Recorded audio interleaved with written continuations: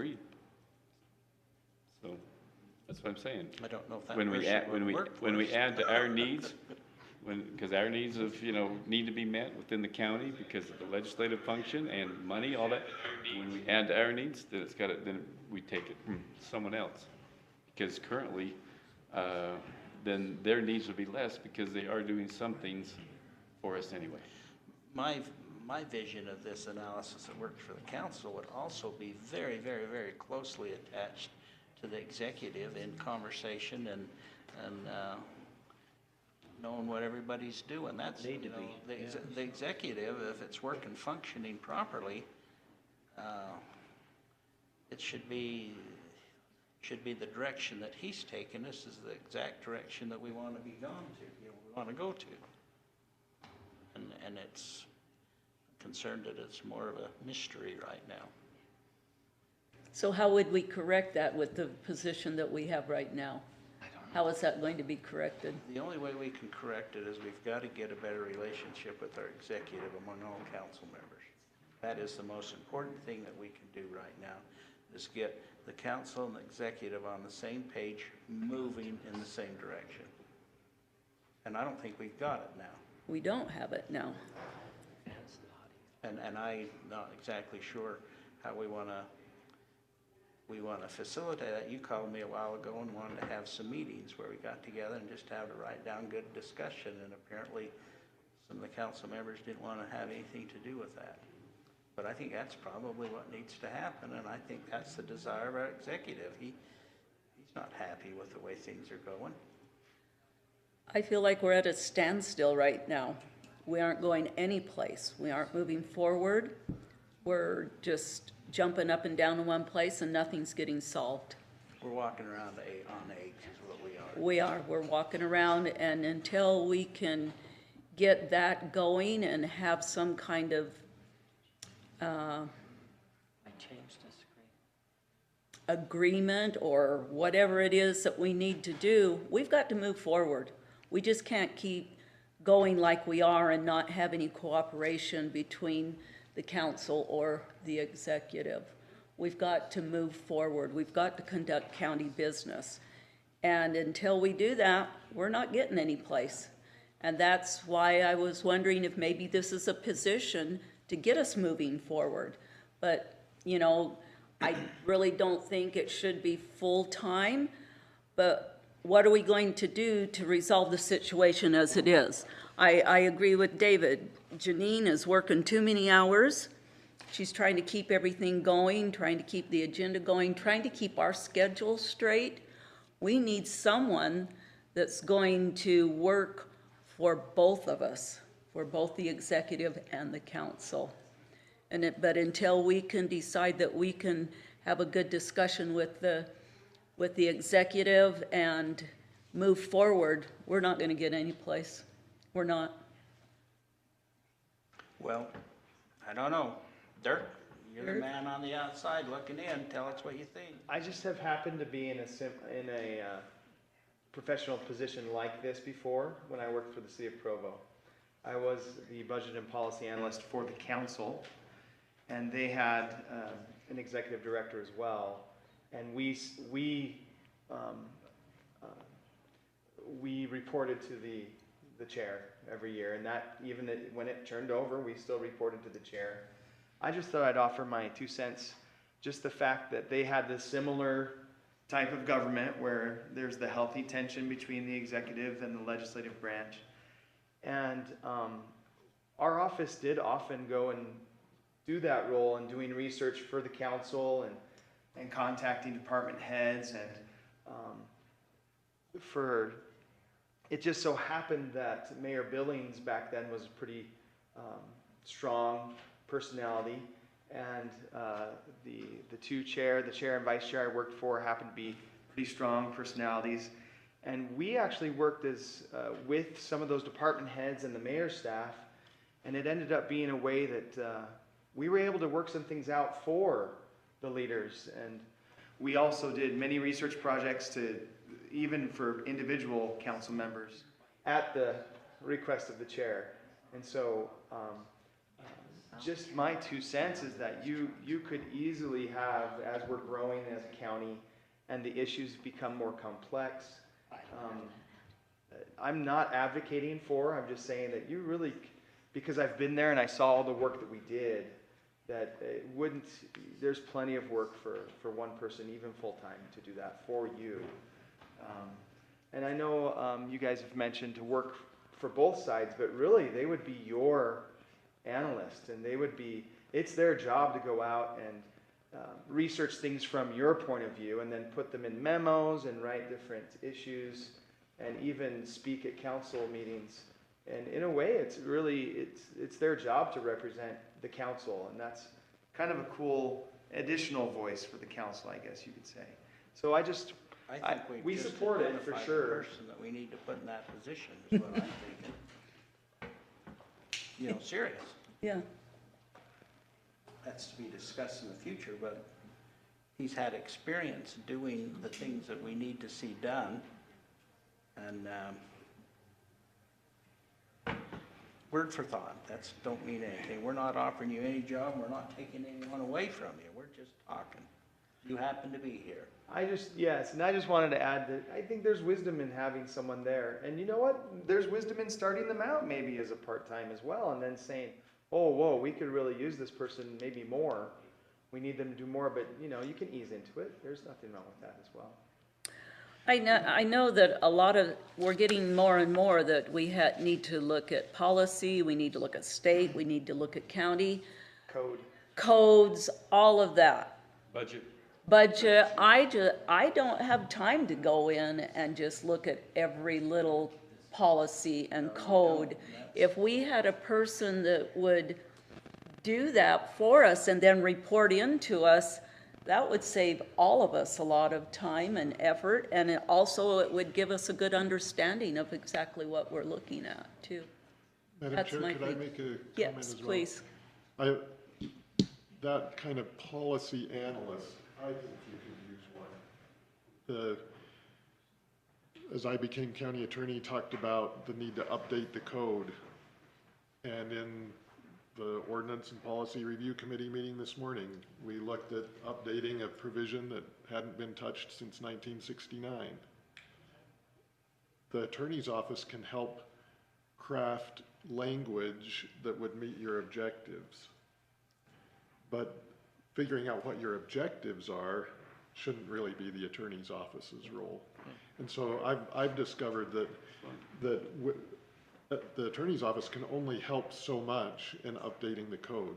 We need you to either personally or with a policy analyst, get out there and do research, figure out what you want. And we can flag, here's outdated code or that, but it's not really for my office to then figure out our fencing ordinances are contradictory and we probably ought to update them. And so take a look at the fencing ordinance, but then it's not really for my office to help to say, here's all of the ways that fencing ordinances could be done, or what are the objectives of a fencing ordinance.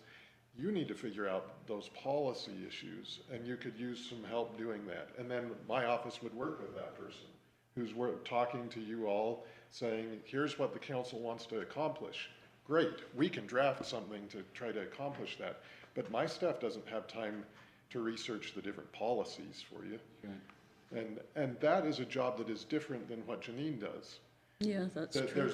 There's your additional need for an executive assistant type person who keeps track of schedules and who's where, when, and to get somebody with a master's degree in public policy to handle your schedules, that doesn't make sense. So I think you need to think about policy analyst. Do you need other executive help?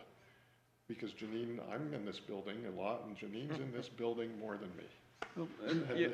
And so, yeah, I want you to think of those two roles separately, Okay. and that you may have a need in both areas. And there's a lot of things when something legislatively is decided, that policy analyst, I'm hoping, they would then make sure that that is carried out. Correct. In every department that it affects. Correct, yeah. You know, and make sure that it's happening where it is supposed to. Budget-wise, that they would go and they would be educated to the hill They would understand every little nook and cranny of the budget. Okay, they come back, and yes, Cameron does a great job. He loves to talk his numbers, and they're exciting.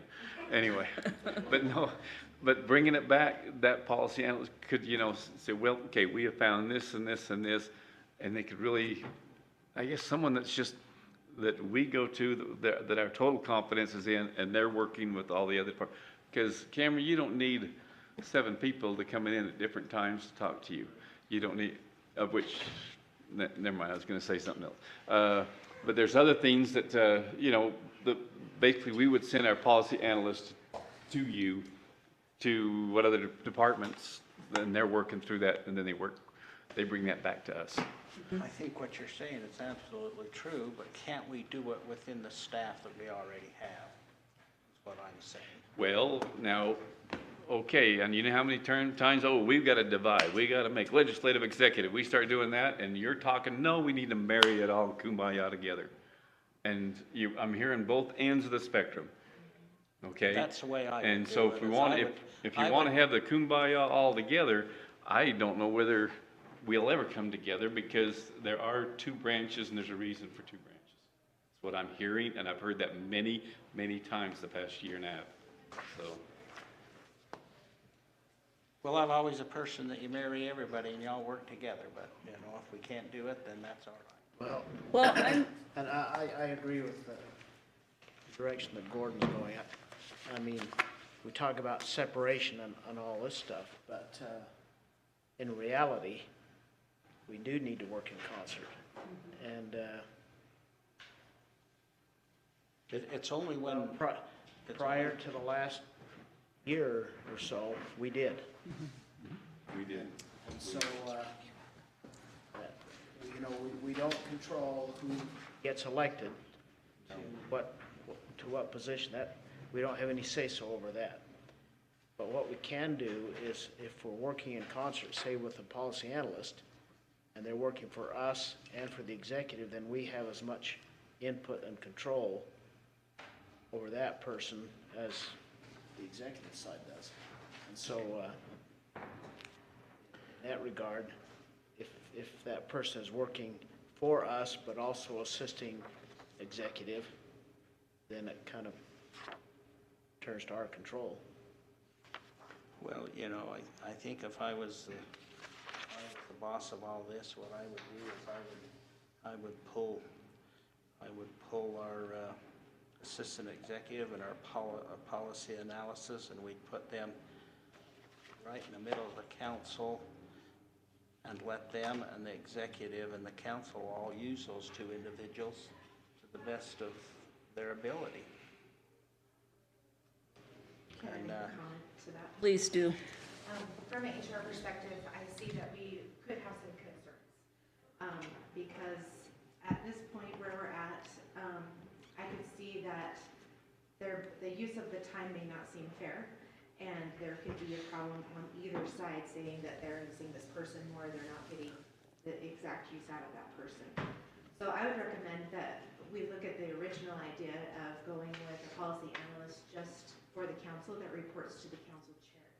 Whether that's a part-time position because we're not sure if there's enough work to do right now, and then eventually it could move into a full-time. That would also save some money in the budget where you don't have full-time benefits that need to be offered. True. So that's something to consider that way as well. Nolan, Gina, you just joined us. We're discussing the political analyst position. I was looking at this for the council. That's what I was looking at, as for the council, and it would be at the council's discretion and the chair, whoever that may be, in working in close relationship with this person so that we as a council would be better informed on policy, and if we needed to change policy, that person would help us draft that, work with the county attorney's office, and take care of that for us. That's what I'm looking at. Plus, you know, whatever little extra duties, but do I think it's a full-time position right now? No, I think we should start with a part-time if that's what we're going to do, and then work from there. I think it's also reasonable to consider that council could possibly be working with a policy analyst from the executive's office, and they could be working together on something to come to the same conclusion, or to even have opposing thoughts to give you the best of what you need to know to make decisions moving forward. Okay. Nolan, do you have any thoughts on anything? I'm gonna stick my foot in my mouth, but here goes. We have a policy analyst under the executive. We all ran under the Republican Party. This policy analyst ran under the Democratic Party, Democrat.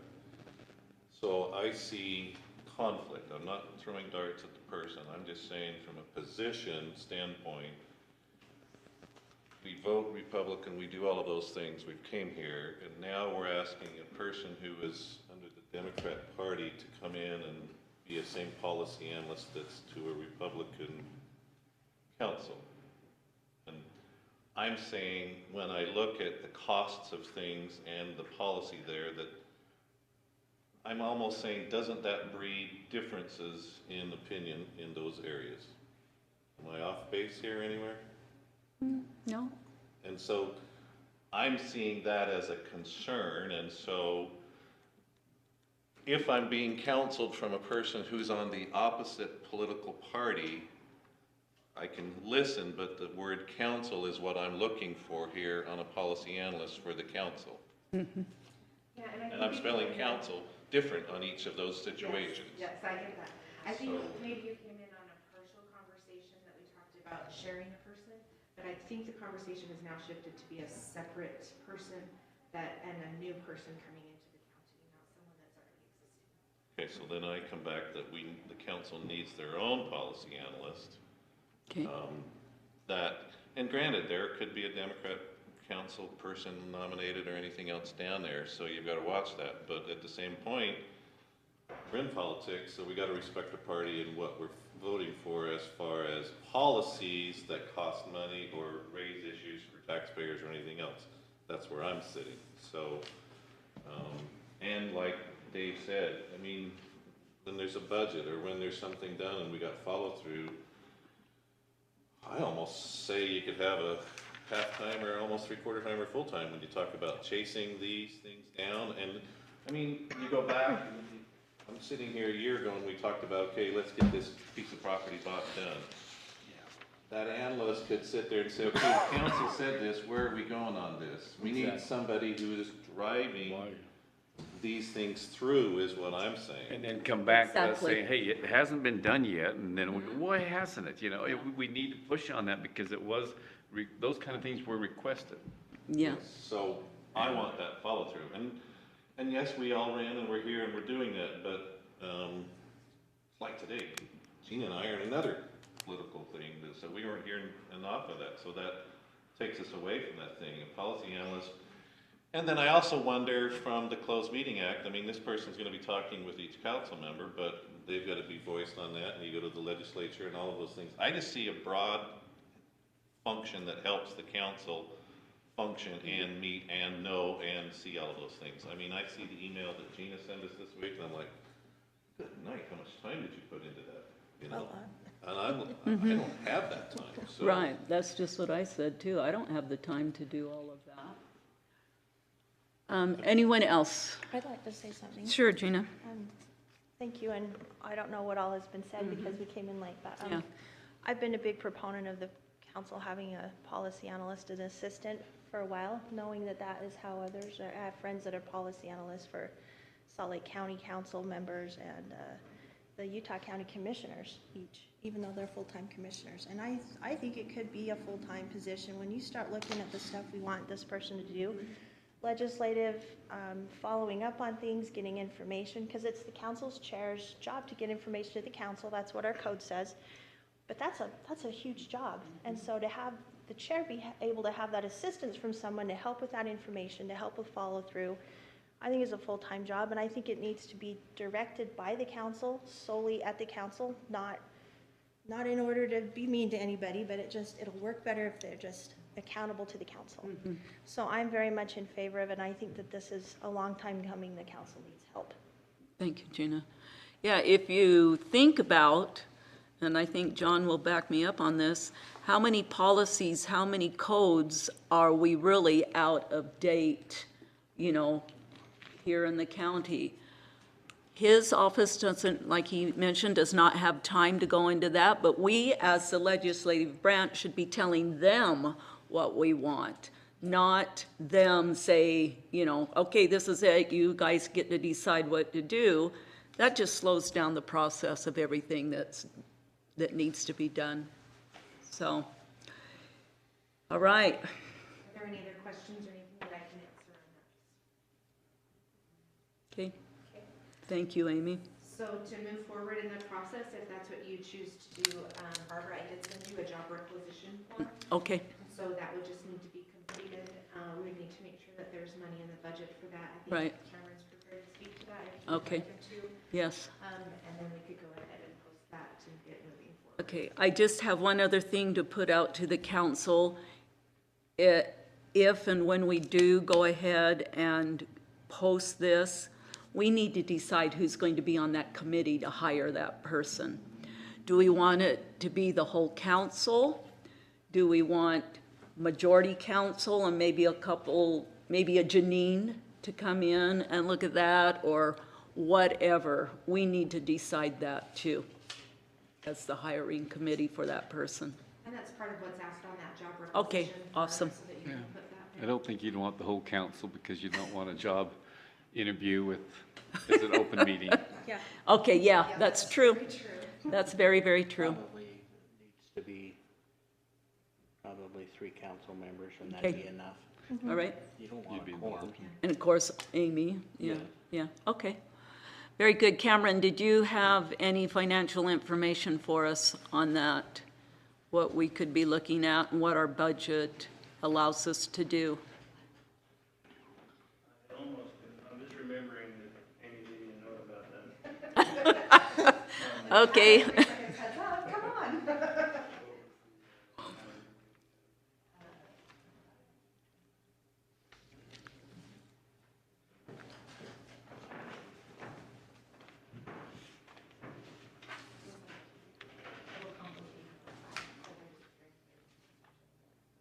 Oh, right.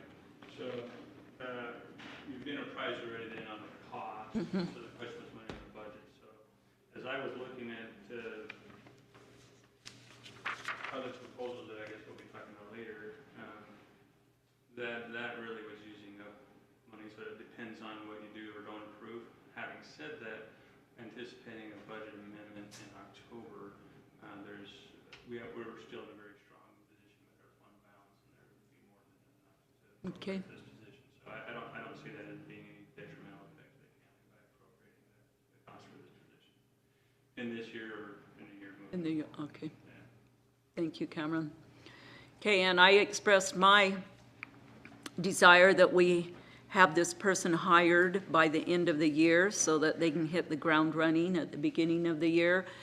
And to be quite honest, legislature items are coming up. We need someone that can get busy now on seeing what kind of bills we're looking at, what's going on, what's going to happen in the legislature. They're just not going to wait till January 1st and then all of a sudden say, okay, here's what we have. They're planning it now. And we need to know if there's anything that affects us as a council of what's going on there.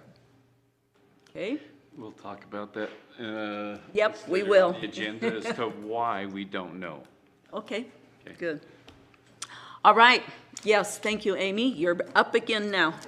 Thank you. Thank you, Cameron.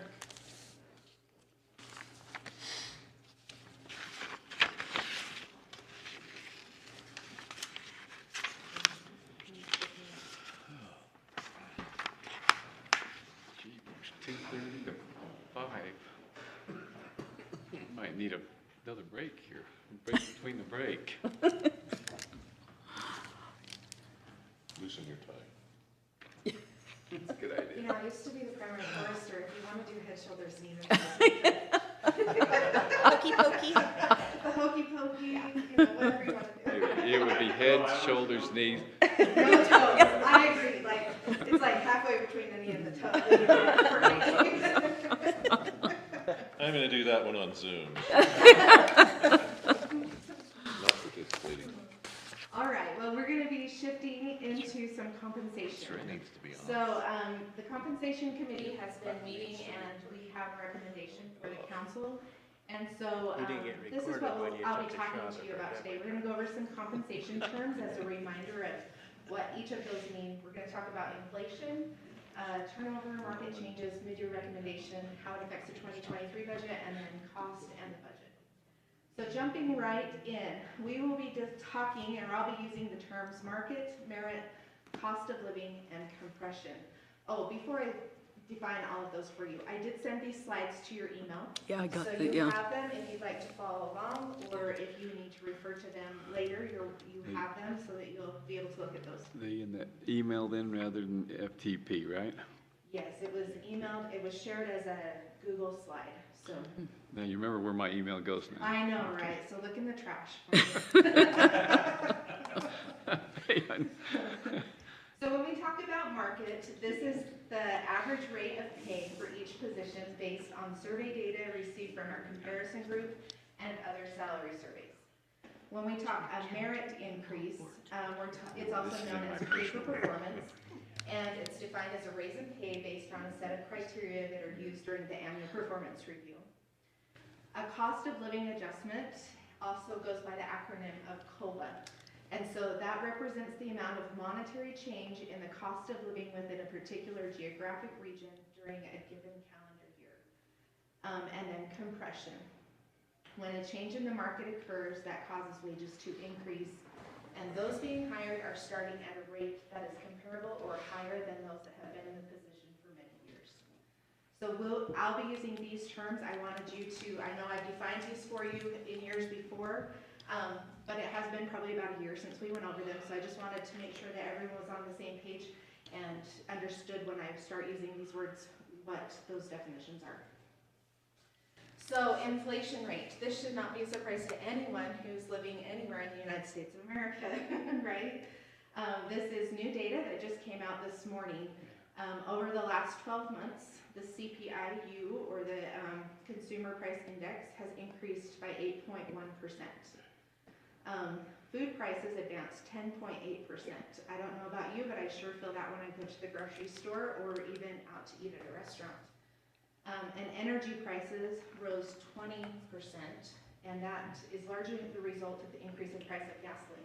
And I think we're all still feeling that here in Utah as well, even though in some parts of the nation it started to decline. And so we can see there in that table on the right how 2022 and 2021 are matching up with those inflation rates. And we can see that for the most of 2022, it's been over 8% is the inflation rate. So last meeting, we talked a little bit about turnover by department. I pulled these statistics based on people leaving for other employment. Generally, when people are leaving for other employment, it is for wages, right? And so we've got the 2021 data there. For the full year, there was 38 people that left for other employment. And through 9/15, because we do have one person leaving in the next couple of days, we will have 39 people that have left for other employment just this year. So we will be ahead of 2021 and what has happened there. You can see those numbers. A few that I wanted to highlight. In our attorney's office, in 2021, we had 3 attorneys that left for other employment that was higher paying jobs. In 2022, we have already lost 3 attorneys for the same reason and 4 legal assistants. So when John says that they have a lot to do, they do have a lot to do because they're also on a learning curve too. Also, in our senior center, I just wanted to highlight that in 2021, that looks like a lot, right? 8 people. We pretty much had a full kitchen staff turnover plus a half as we tried to get the right people in place there. So that's where that's been, but this year things have been working well and they've had to leave for other employment. As we look at our local government competitors, I wanted to show you what they have been doing as far as increases for their employees. As you look at that, you see over there on the right-hand column, the dates that that was reported. This is due to an interlocal HR group that I started with all of our HR groups throughout the valley that are with public entities. And we're able to glean information from each other and help each other with different problems that we all face that are very similar. So this information is up to date. I want you to see that on average, that very last light gray row, the COLA that will be given for the fiscal year 2023 is 7.5%. The merit that will be given is 3.75%, and a market adjustment is 10%. So as we talked about this as a compensation committee, the recommendation is that Cache County receive an 8% cost of living adjustment, a 3% budget increase. However, if that COLA was able to go through, the cost of living adjustment was able to go through, all of these fancy things, that changes what our market adjustment would need to be to just 1% for the 2023 year. So by making a mid-year cost of living adjustment, it does help us in the future not needing to have as big of a market increase. And then I just wanted to highlight that the 3% budget increase for the merit is very important as we reward people for their performance and doing a job well done. So as we look at the market and what the changes are doing and what happened from 2022 to 2023, this is taking the midpoint of the pay range and comparing that to the new market information to the current market information that we have for 2022. The ones that I really want to highlight here are our attorney's office, a 17% market change. Our public works department, 12%, and our sheriff's office, 8%. I think that we can all agree that while all positions are important in the county, these are some very integral positions that need to be taken care of. As we drill down a little bit further into the attorney's office, I just want to show you what that 17% looks like. So towards the top with those chief deputies and the chief prosecutor, it has adjusted a little bit, but not near as much as what our attorney ones have adjusted. That's 34.04% is what that market adjustment has been, or change has been. So if we were to look at, well, I'm not going to go to that yet. Sorry. So as we've been trying to hire new attorneys to fill the positions for those attorneys that have left, our candidates are expecting $80,000 as a starting point, and that's based off of other job offers that they have. So that would be considered the market, right? And that's in line with our market surveys that we've done here, considering that the $86,000 is the midpoint, and if we're able to hire up to 95% of that, that would be about $81,000. So we are right within there if we're able to make that market adjustment there. Amy, Yeah, so the 2022 midpoint, that's where we're currently at? that's where our current midpoints are at, yes. And so right now to hire an attorney one, the $64,000 is the midpoint. So if we take 95% of that, it's about $61,000 is where we're able to hire an attorney one. And they're expecting 80. Yes. They have a job offer of 80. They have a job offer, but Yeah. okay. So for us to be able to get anyone that is quality and a good applicant with the experience and the credentials that we're looking at, that's where we're needing to go. Amy, how many attorneys are working for the county now that's under the 80,000? 3. 3? So the way it'd be fair is if you started offering a attorney coming on, you're gonna have to also, understandably, move everybody else up to at least that. It's Right, only so that's fair where we way it run can into be. compression, and that's my second paragraph there, right? So you can't bring someone new on and expect those that have already worked here to work for less and be happy about it. That's Yeah, just you'd not gonna have to happen. actually be We're just fair. gonna be in the same cycle of Give 'em someone more. looking for another job. So Right. if you were to consider the cost of living adjustment at 8% and make this market adjustment for our attorney's office, the additional cost that we would need would be about $20,000. If you chose not to go forward with the 8% cost of living adjustment, then the additional that would be needed to move the attorneys to the market adjustment would be about $63,000.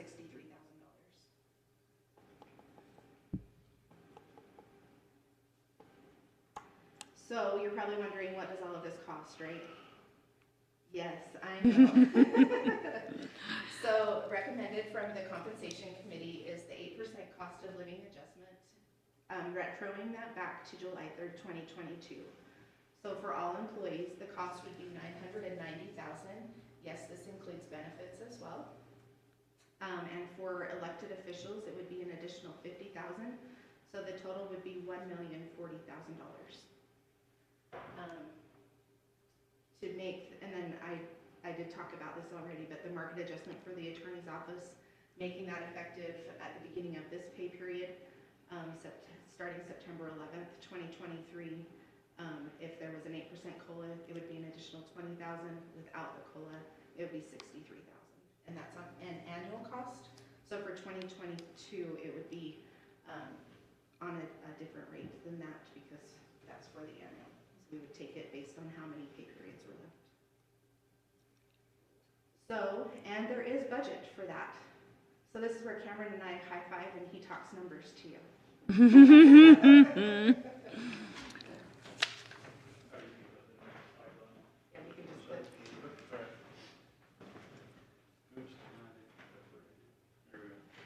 So this is a little screenshot here from payroll forecast I do. So what this is showing me and showing all of us is our funds on the left-hand side that have the payroll costs, have our employees in the general fund and on down.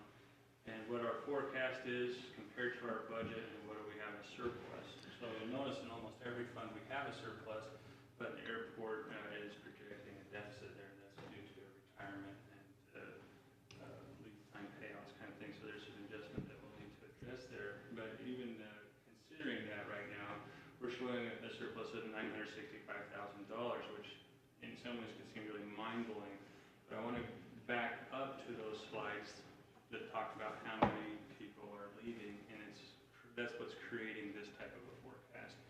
Is we've got somebody budgeted to work from January 1st to December 31st, and then we have a gap of 3 months, and then you times that by 39 employees, and we come up with a variance like this. This is a very large variance compared to what we're used to in the past. If we back up 5 years, we wouldn't see anything like this. But in the current year, this is the forecast that I have. And then like I said, across all funds, we're looking at $965,700 that would be unspent budget money. This is money that is appropriated, but would be expected not to be spent if we don't do any changes.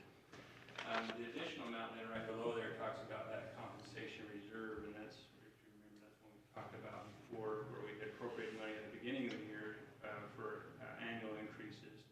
And this amount is all in the general fund, and it was funding that was unused as we made those allocations. So again, this money would just go unspent. It would go into the fund balance if it was not used for any other purpose. So that total available then comes to $1,079,000, which is more than what we're looking at from the proposal. So there would be an amendment to reshuffle where that money is budgeted, but we wouldn't be asking for new money into the current budget. Question on that, so we would use this year out of reserve, but what about Right. ongoing funding? So ongoing would not, if qualified, you could do that for a year or two. We have, like I said before, a very healthy reserve, but no, ongoing, we would want to see some type of current revenue covering that. Which might indicate a tax increase, right? Yeah, Frankly. anytime, so right now, and I've shared the draft tentative budget with you just barely, so probably none of you have seen that. But you'll have a link in your email for that document that when you can get to it, it's there. And I have a hard copy for you. Awesome. Thank you. I'm old school. There's a small surplus still there now. This would more than eat up a surplus that we have. So if anytime that you have that, you're looking at potential tax increase, cuts in other places, or use of fund balance, and then any combination of those 3 things. But that's really all you can look at if you're looking Thank you, Cameron. Any other questions? I have one. Okay. And this is probably a dumb question, but hey, that'll be all day today. How often do we study in the county anything that's redundant as far as employees or anything else? I mean, I go back to the council meeting we had about a maintenance person for the animal shelter and spreading that over here. I mean, I agree employees need a raise, but I also want to know what other counties are doing as far as COLA, what they're facing, because this is nationwide, everybody's moving jobs. It's just not a focus of what's going on. It's a social thing that there is just movement of jobs everywhere else. I mean, no one company, no one state, no one place is hiring and keeping. It's the open door. So I want to know, are we looking at inefficiencies or efficiencies? Because we're headed down a road where we're looking at not being in a very comfortable place budget-wise if we keep doing this. So I'm just saying, okay, do you see what I mean? I just want to know, what are we doing containment cost-wise and everything else, efficiency and all of that? I would say that we are running very lean right now is compared to other counties and the types of population and services that we offer. As far as what are other counties doing as far as a cost of living adjustment or anything like that, they're all at the same stage of their budget as we are. So other HR directors are proposing what their compensation committees have recommended and trying to see what their council will do as well. As we go back to that other slide to see what our local competition is doing as far as our cities, and they've just had their budget changed. Their fiscal year starts on July 1st, and that's why we know exactly what they've done. And they are our local competition. For example, we've had 4 different positions that have had job offers in other local entities for their same position and for higher pay.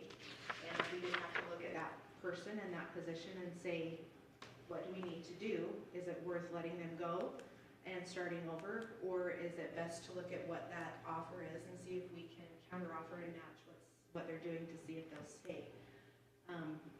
We were successful in all of those situations, which was very nice for us, right? And so we do have competition here locally as far as the cities that we are competing against for different positions. So. Okay. One thing that I have said, and I think we need to all keep it at the very top of our mind when we're doing these kind of things, is it's very, very, very expensive to train people, and it's very costly to lose them.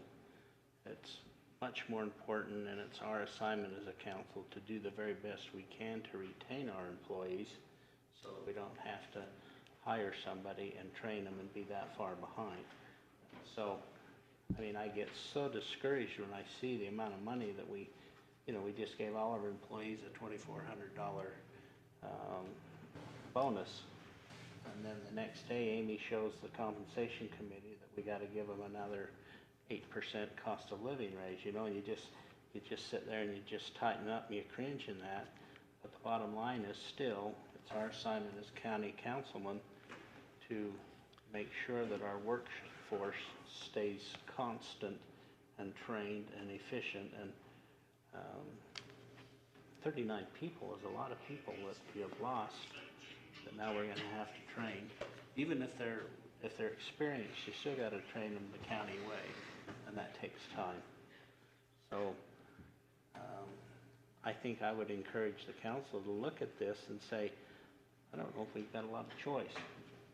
We can all discuss it some more and whatnot, but somewhere along the line we got to realize that everywhere. I was listening to the job report this morning on the radio. Every major company in Cache Valley is looking for people, and some of those, a lot of those people are experienced people that they need to hire to put in positions that they just don't have anybody at, and that's in addition to all the people they want to start out. But it's like Nolan said, it is everywhere across all of America. And then I might say, if we don't soon figure out a way to stop the unemployment payment, we're gonna all be in trouble. And I don't know, I was just out, but I think if we keep on top of this, like we should, then hopefully, that it'll even out a little bit. But if we don't keep on top of it and don't do something now, then next year it's going to be an even bigger increase that we'll be looking at. Gotta, as you don't keep on top of it, then you have to cut services. Bottom True, line. yeah. Okay, and then you have to choose which services to cut. And that's where then all of a sudden the pains do hit the people, wherever they may be. And I think, to be honest with you, I think there are some services we could cut back a little bit on. Not very many, but there are some that we could become a little more efficient and cut back on, but not very many. I'm still trying to grasp this right here.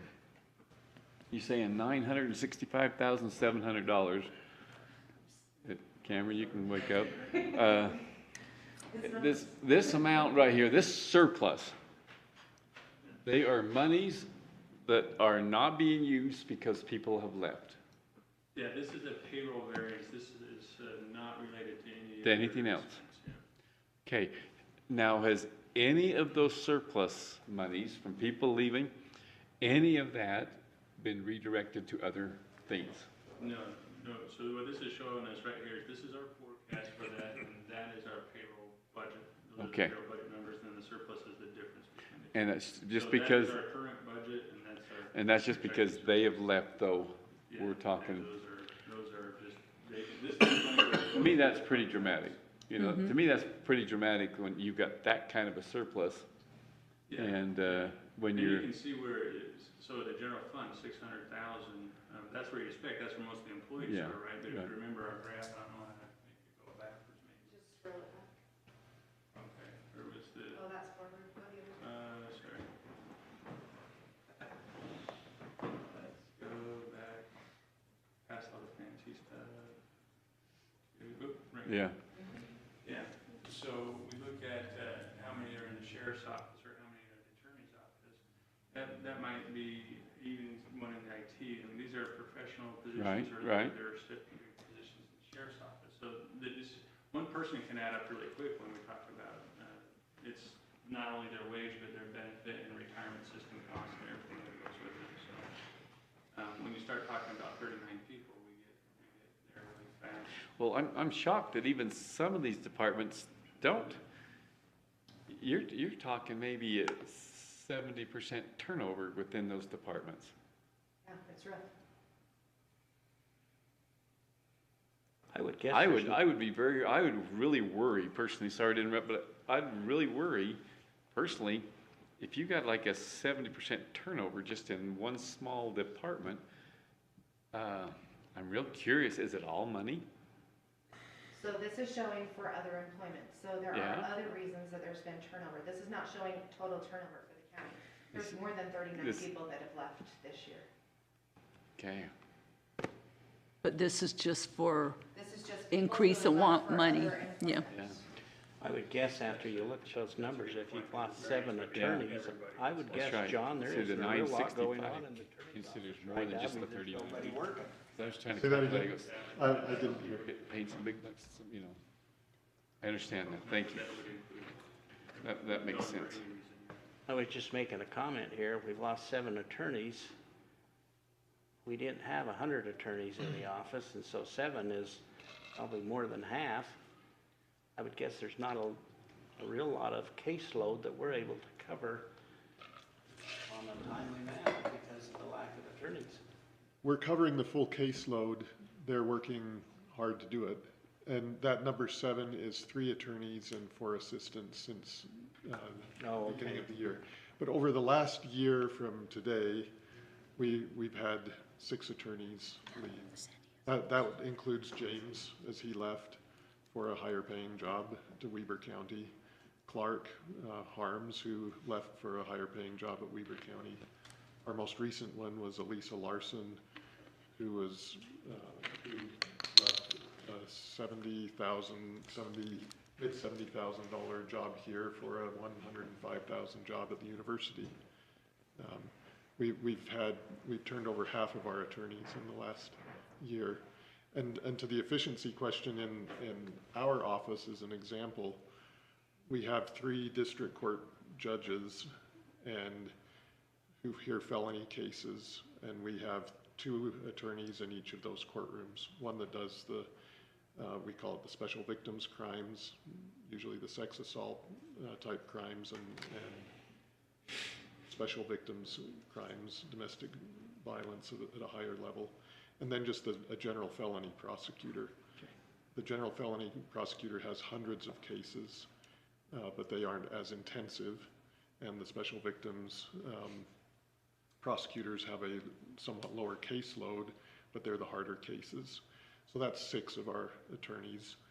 In district court, we have 1 in juvenile court, 1 in Logan Justice Court, and then we have 2 civil attorneys, and we have me and Tony as chief deputy, who with all of the turnover has been handling a full caseload for the better part of the last long while. And then where recently we have expanded, I discovered there was an approved position that we hadn't hired, and so we're trying to hire a new attorney out of law school who has an offer for $80,000 from another county, and we can offer him $61,000 right now. So we're just not competitive that way. But Dane Murray is our chief prosecutor, and if we get fully staffed, he won't have a full-time specific caseload, but we'll be able to help with the trial work of all of the attorneys and do some mentoring and training that we don't necessarily have right now, because we do have some young attorneys as well.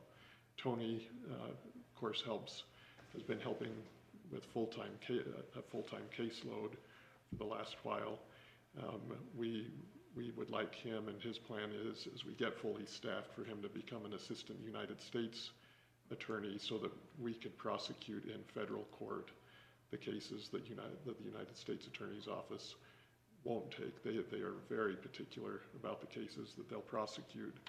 But we've recently had a very large drug case that involved guns that the federal prosecutors wouldn't take. It would be nice if we had Tony prosecuting federal crimes, because the sentencing is much better in federal court. So that we're pretty lean, but we are meeting the caseloads. Okay, great. Okay. Sandy, do you mind if Sandy, she has a question? Oh, no. Please ask. I've got Yeah, one too. please come to the mic. I'm sorry, I'm just thinking that there's something. Sandy, are you an attorney and you're gonna?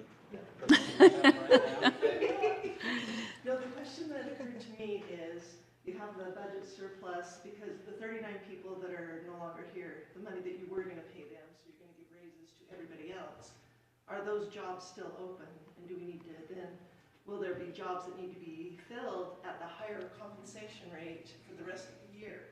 And where would that money come from? Is that gonna be a conflict? That was Good question. Thank you, Sandy. Better not go back so far back. Yeah. So there are not 39 positions open right now? No. We can look on the website, I don't remember off the top of my head, I believe we have less than 10 positions that are open currently, so. Good question, thank you. Okay. I got another question that goes back to that. I'm curious, those 39 that left, okay?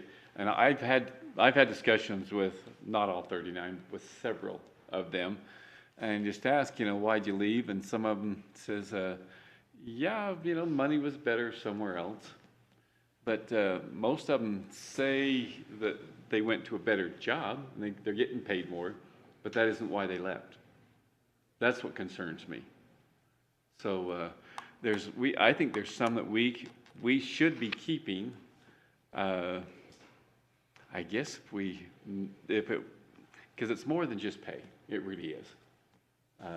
In working here in Cache County, it really is. So, although everything becomes, we're just trying to make it just totally money is what keeps people. But as I discussed, a lot of them, even those that they left for money and they did get a better job, that isn't their number one reason why they left. And that concerns me just as much. So I think there's more than a fix it by just adding money to it. So. Sorry, do you want to? I was gonna Okay. finish addressing, I think, what your question was, Sandy. So that number was addressing a forecast rather than where we are right now, and it's taking into account where we expect to be at the end of the year, and saying this is what we have available into that. So those things have to be considered. Yeah. Oops, sorry. All right. Any other questions? Oh, sorry, Sheriff. Yeah, please come up. I don't want to take too much of your time because you don't want to be here either. I get it, I'm a county employee, I got 8 hours a day, I'm going home. Yeah. Right. Bet you do. Like 22 hours a day. I just want to just make a couple of comments because I 100% agree with all the comments made by the council today. I 100% agree with what Cameron and Amy have presented today. But the realistic part of this whole thing, and since most of the employees are down there, I wish Cameron's number, what was left over was 0, and we were coming to the council to say, we need you to get this much money out of the general fund to fund wages because there's nothing left in the surplus. Because that means that we're full. And sheriff since 2015, I don't know, there's been a year since 2015 that I haven't been at least 5, if not up to 15 people down at any given time. I don't suspect moving forward that I'll always be at least 5. At least on the public safety side of things, I look at what's happening. We're gonna do a test in November, which anybody off the street can come take our test. If we had 10 people show up to take that test, I'd be completely shocked. And of those 10, half of them won't pass a background. And of the 5 that are remaining, they came and took a test so they could continue on their unemployment checks and not even want the job to begin with. So that is a problem. I look at what happens to our academy. We used to be 35 people in that academy. Last year they had 12. And by the time they graduated, they were down to about 8. I hired the entire class other than 2. And we have holes right now, and there is nothing to draw from moving forward to fill the 4 holes that we still currently have. And I agree with Dave. Money doesn't fix everything. In my career and all the trainings and everything, and I experienced myself, if you look at the top 10 things that make an employee happy, that wants them to keep their job and stay at a job, money usually sits at about 5 or 6, maybe 4 or 5. It's everything that goes on around it, and morale, and the feel at the office, and feel appreciated. Those things mean more than money. And I think the county does offer a lot of that. I mean, we have a lot of good people my guys are getting recruited every single day from every agency across the state because there's 1,700 law enforcement jobs open. They can be anywhere they want to be if they choose to leave. But it's because of the culture in Cache County. It's the culture in my office, the culture with the council appreciating the staff and taking care of them and looking at these kind of things. Money's great, they appreciate the raise, but it's other things that keep employees here. I mean, we've lost 39 cumulative total for the whole county today. Weber County, who is not all that much bigger, at least the law enforcement side, than us, he's probably been down 79 people just himself. But it's a different culture down there than it is here. And not that the sheriff is a great guy, he's a dear friend, and I would work for Sheriff Arbonne in 5 minutes, but they don't get the support collectively from the council and their executives and others in the county that our employees see here. So all that being said, I wish Cameron's number was 0. I wish we were totally full in all positions, but realistically, that's not even a theory. Realistically, that is not going to happen. There's always going to be that surplus money that's going to be there.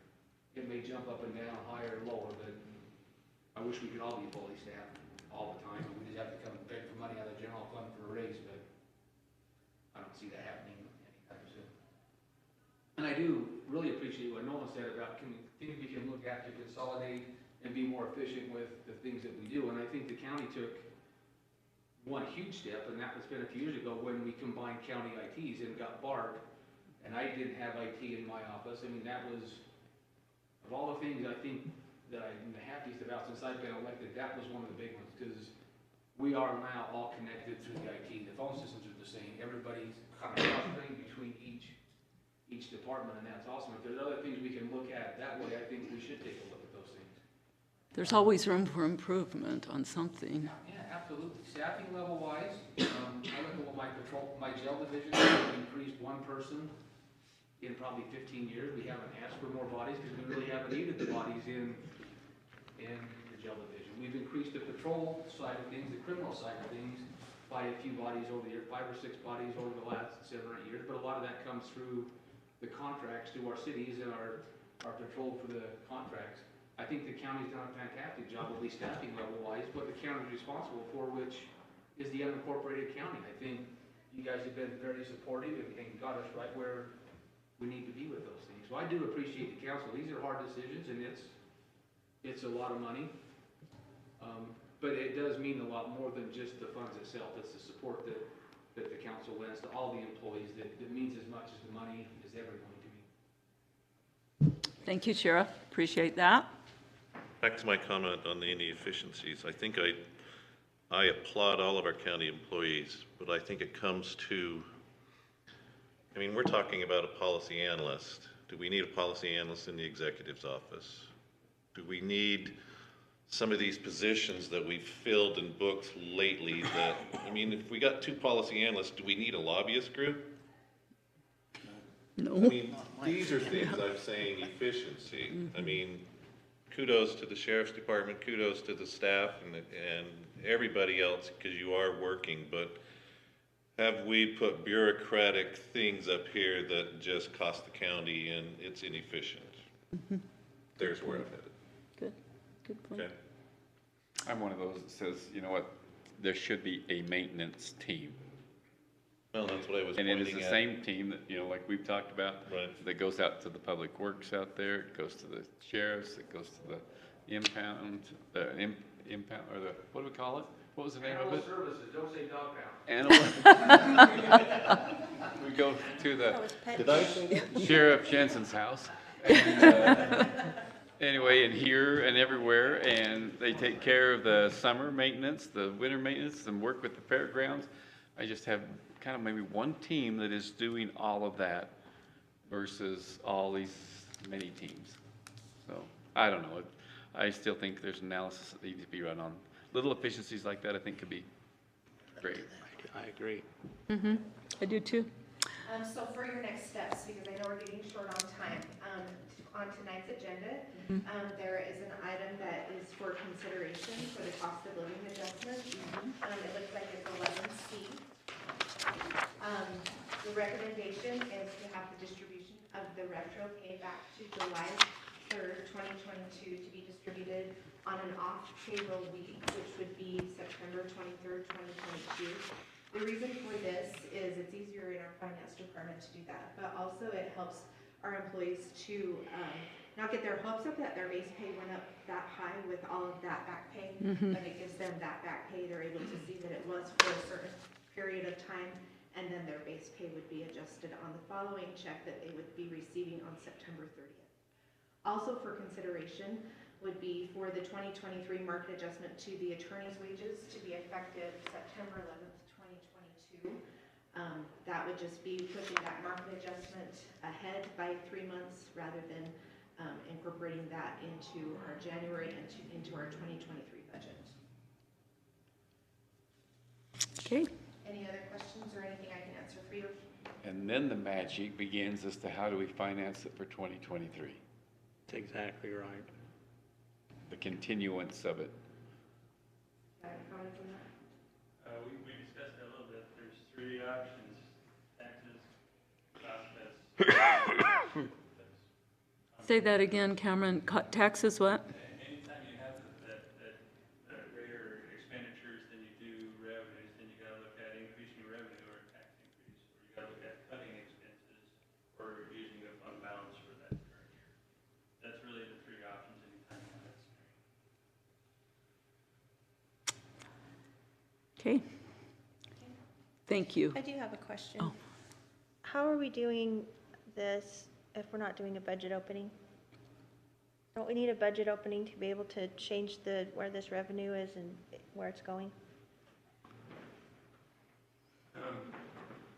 Yes, we will need a budget amendment. If you approve doing this tonight, it won't overspend any budget between now and when we're anticipating that opening, but you would be committing yourself to approving that in the budget opening. If that doesn't feel like something that should happen, then it would need to happen after the budget opening. In the budget opening when we have the hearing? Okay. Thank you for clarifying that. Okay. All right, council, anything else? Nope. All right, Cameron, how long will it take for Cassell training? Yeah. A lot more than 6 minutes. You were right. You said 5 or 6 minutes.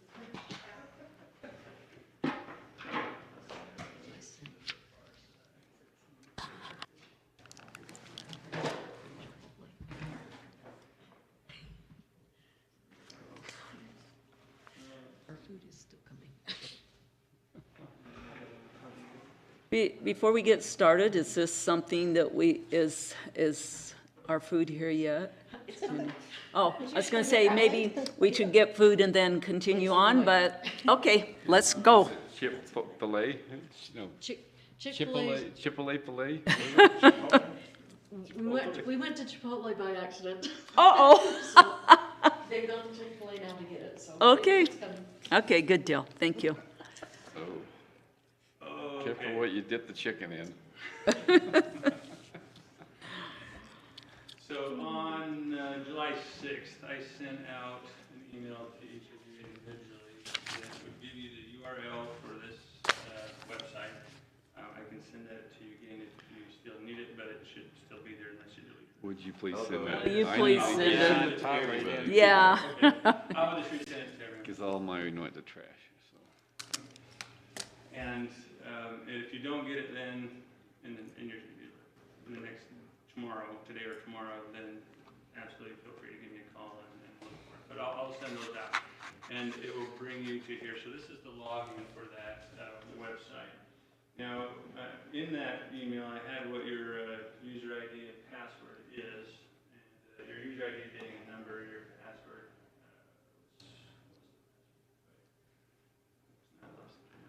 What's, But it'll be different for each one of you, but you're accessing the same information. Okay. In this case, I asked Barbara if I could use hers, and so you can see up in the right-hand corner there that it says, this is Barbara's. And I set it up for council members already, so I just want to show some navigation really quick. On the left, the home screen, anytime you leave, click links or go anywhere, when you click back on this icon here, it will bring you back to this screen. So that can certainly be a helpful thing. This little tree button here will let you skip around to different things. This is a default that I actually couldn't remove, but none of you obviously have to turn in timesheets. But if you say we're in your budget summary and you want to jump to your account list, you can do it directly without going to the home screen. But there's not a lot of other places for you to go. Also, this dashboard is by default called My Dashboard. We can do a lot of things here and set up, and you can add multiple dashboards if you wanted to. However, I think you'll probably have enough functionality on the main dashboard. And then there's like Casella help and support kind of stuff here, what we're in your own, those types of things. But really, I could probably help you a lot quicker than Casella can if you have some questions. Please feel free to call me. You'll see these types of icons in several places. That's a settings icon, so this one is for the dashboard. These, and you can see it's highlighted in a box here, are called widgets. Is there a way to turn lights off to get the glare off of that? Yeah, that's a good point. squint hard. I've been squinting. Long time. That do it? It's, There we go. those There are the we go. ones. Those are the culprits. Yeah. Now you can see where your mouse is going. So. Okay, here we go. Yeah, so these boxes here, I'll just show you maybe quickly. Oh, maybe not quickly. You can see that they're movable. Those are called widgets. Your list of widgets will come here under the settings icon for your dashboard, but the two I have out are really the two that are applicable. The My Requests, which we actually don't use, is when an employee requests time off. Again, you won't manage any of your time here. Notifications, if a department head has a notification of a request for time off or needs to approve a timesheet, and then time clock, and then weekly hours reported. So the two that are applicable to you are the account watch list and the budget summary. Those are the ones that I'll have already laid out for you. And the way these work then, if you'll notice in the budget summary widget here, is it's pulling up a department, or what would be called here a segment. And this one is the council. And I'll give you this little graph. The complete bar will represent the total year, and then it'll give you a number of what your total budget is down here. And this will show you like what amount of that is spent. That's the green bar, and it's green because you're under budget right now based on an even 12-month split. The line is where we are in months, so this will be representing September. It tells you that here, what the projection is, and what your total budget is the year, or the amount that you are spent, percent of the amount you're spent. That's supposed to be a quick snapshot, but again, it does it as a department or a segment total. The account watch list then is by a specific account. So this account here is the office expense account inside of the council's department or segment. And this one will show you the year-to-date that's been spent. In this case, nothing's been allocated to that account line. But it'll show you then the budget and then what the difference is on those. So let's jump into one real quick. You can follow that link there. And this is where it'll give you an account breakout here with some neat features. Again, at the top then, it is showing you the date, it's showing the current budget for the total for all accounts in that department, year-to-date spent. But then you'll notice below here, you can see then each of the individual accounts. And so again, I said there hasn't been anything spent in the office supplies account, but you can see the budget. Every time you see that blue, when you hover over it, it'll put an underline on it. It means you can drill in for further detail. So that budget of $1,800, you can see the different items then that went into the budget to make up that $1,800. And so paper, letterhead, refreshments, etc.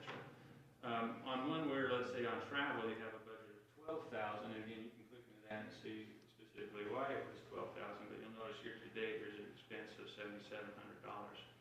You can click into that and you'll see the transactions that make that up. Now, I wanted to show this one because you'll see, well, what does payroll transactions mean, right? That means there's a reimbursement happening there, so it's happening through payroll that goes to the travel account. And then you'll see some that are like this that say Zions bank card. That means that there is a credit card expense, and so you can further drill in when you see, again, anytime it's blue and you can see it hovers there. And we can see that if you can't see the full thing, you can scroll this way a little bit. As for the USAC fall workshop registration there, it looks like. So you can investigate either budget or actual expenditures that way. Now, I'm going to go back to the home screen really quick, and we'll do this as quick as we can. Sometimes Casella is faster, and sometimes it's not so fast. But right here you see it's loading. What it's trying to do is load additional segments. So you can use this drop down. It'll give you segments both revenues and expenditures. County funds. So you notice 100 is the general fund, so then these are the taxes in the general fund. So if you want to review taxes, you could click here, and then it will add that same type of icon there. And if you clicked into the taxes there, it'll take a minute to refresh it here. But you'll see then, right now you're still seeing, give it one more second here. There it is, refreshed to the taxes. If you wanted to see both, let's say in this case taxes and the council at the same time, you can adjust the settings right here. So here's that same settings icon.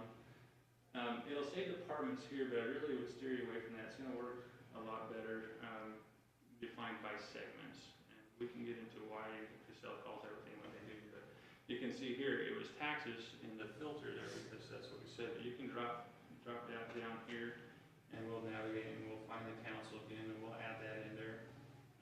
And give it a few seconds to refresh, and now you can see that we still can see taxes and we can see the council accounts.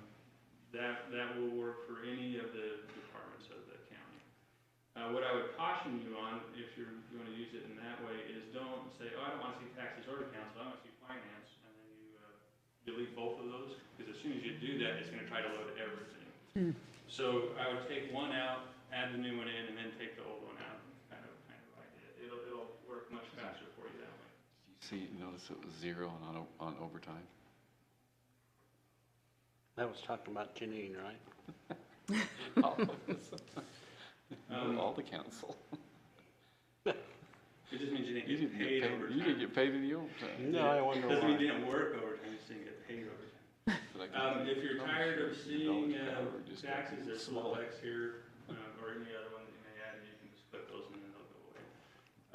I actually have found this budget summary easier to work with and then drill into the accounts rather than using the account watch list. This is, you'll find a lot slower, but it works very similarly. Let's see, I've clicked down here, and I'm just gonna have to wait for it.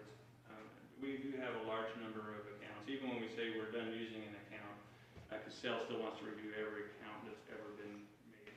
It also includes balance sheets accounts. So you really have to know exactly what account number you're looking for when you use this feature here. Say we want to see, well, how much are we getting in animal licenses? You would click there, and you gotta click OK. We're gonna wait for it for a minute. And so when it comes up, if you really want one, I don't want to distribute too much from it. When it gets to here, then you have to click Add. It'll take a while to set up if you want to watch very many specific accounts. As far as navigating through things, typically it's a bit easier. See, now I don't remember when I should have added that.